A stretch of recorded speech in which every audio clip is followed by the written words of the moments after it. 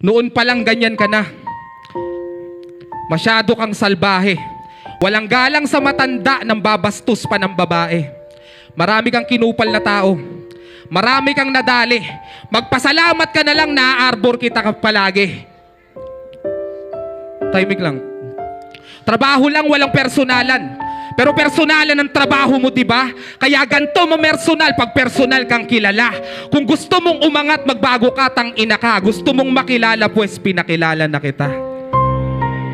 Inaanak, mahal ka ni Ninong. Hangad ko lahat ng maganda. Sa pangarap, pag-aaral, hanggang makasampa. Kinabukasan, kalusugan, o kahit nasaan pa. Di bale nang wala kang makuhang mana kay Papa, wag ka lang magmana sa kanya.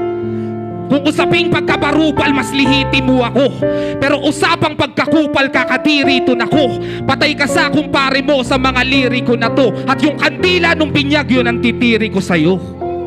Nag-away tayong dalawa nung ikayaking pinangaralan. Di mo yun mamasamain kung meron kang pinag-aralan.